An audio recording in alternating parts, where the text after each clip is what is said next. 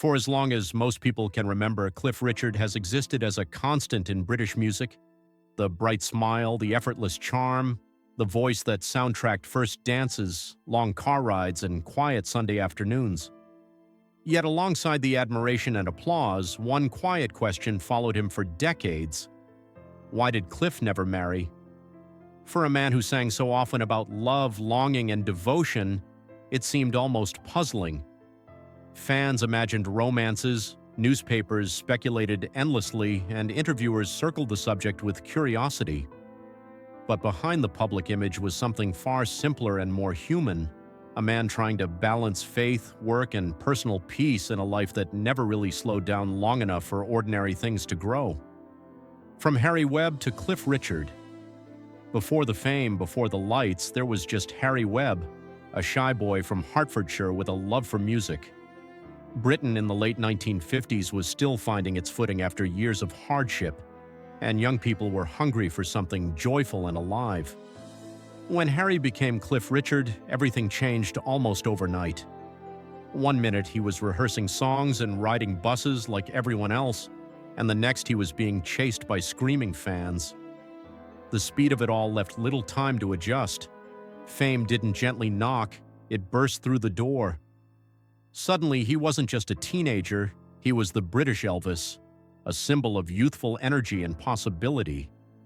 Yet at home, he still felt like the same polite boy who asked permission before leaving the table. That contrast never really left him. Learning discipline. Early. While other young stars might have rebelled or lost themselves in the chaos, Cliff responded differently. He leaned into structure. Managers, producers, and publicists shaped every detail: what he wore, how he spoke, how he behaved. Instead of resisting, he listened. He understood instinctively that discipline might protect him in an industry known for chewing people up and moving on. So he worked. Long rehearsals, constant touring, endless interviews. He kept his head down and focused. Friends later said he seemed older than his years, serious and thoughtful when others were carefree. For Cliff, control wasn't stiffness, it was survival. The hidden cost of success. But discipline has a quiet price.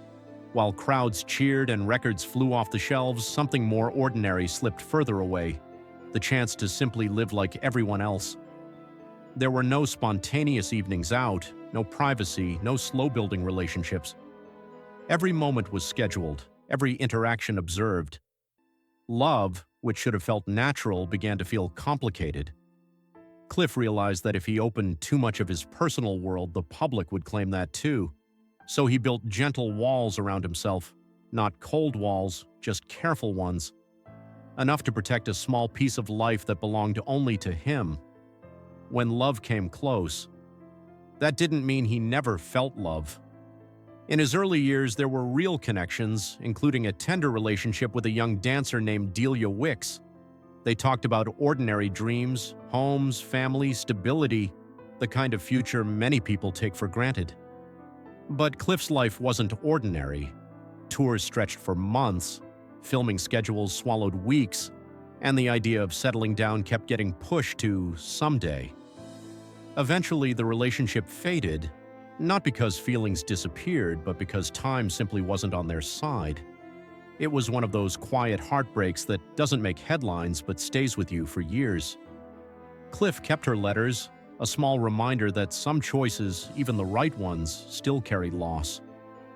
Friendship instead of romance. As the years passed, Cliff began to realize that what he truly valued wasn't necessarily marriage itself, but connection. And connection, he discovered, could take many forms. He built deep, lasting friendships, the kind rooted in trust rather than excitement. People who understood the strange rhythm of his life, who didn't expect him to be home every night or explain every decision. These friendships gave him stability and warmth without the pressure he feared marriage might bring.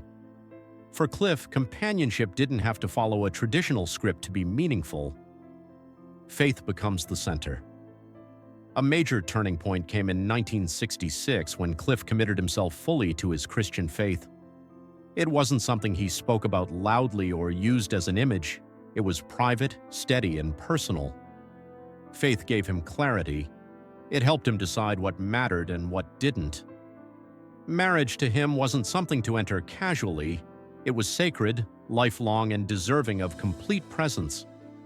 And he knew deep down that his career, hundreds of nights on stage, constant travel, life lived out of suitcases, might not allow him to give that kind of commitment fairly. Rather than promise something he couldn't fully deliver, he chose honesty with himself. Building a different kind of family. Instead of a traditional household, Cliff created a different kind of family. Managers, lifelong friends, bandmates, and colleagues became his inner circle. They celebrated birthdays together, supported each other through setbacks, and shared the everyday moments that make a life feel full. His longtime manager, Bill Latham, became one of his closest companions, someone who understood the pressures of fame and helped carry the weight.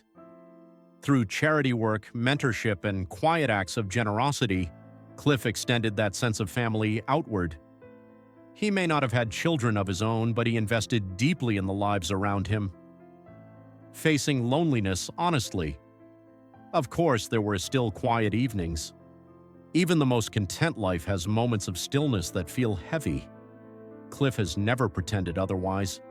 He has admitted that sometimes he wondered what might have been different, what it would feel like to come home to one person every night, to share life in that traditional way. But he never framed those thoughts as regret, more like curiosity, a gentle wondering. He understood that every life path closes some doors while opening others. His simply opened different ones. Grace under public curiosity. For decades, the public speculated about his choices. Headlines guessed, rumors spread, and interviews tried to pry. Cliff handled it all with remarkable calm. He rarely defended himself or over-explained.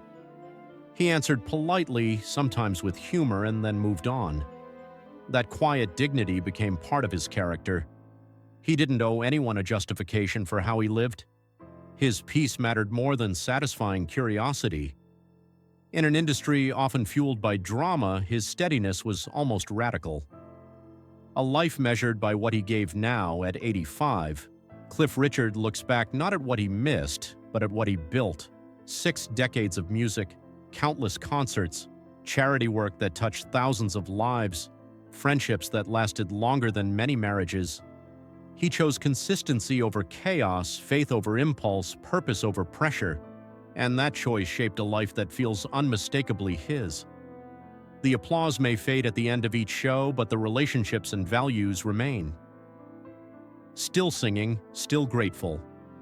Even today, there's a lightness about him. He still records, still performs, still greets fans with that familiar warmth. Time has softened his steps, but not his spirit. When he talks about his life, there's no bitterness, no sense of something missing, only gratitude. He knows not everyone will understand the path he chose, and that's okay. It wasn't meant to make sense to everyone. It just had to feel right to him. Love beyond marriage.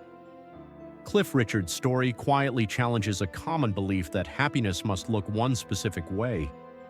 His life shows that love isn't limited to romance, that fulfillment doesn't require a wedding ring, and that devotion can be expressed through friendship, faith, service, and music just as deeply. He didn't reject love, he simply defined it differently. And in doing so, he created a life that feels steady, sincere, and whole. In the end, perhaps the question isn't why Cliff Richard never married. Perhaps it's simpler than that. Perhaps he just listened to his heart, followed his convictions, and built a life that fit him perfectly. And sometimes that's more than enough.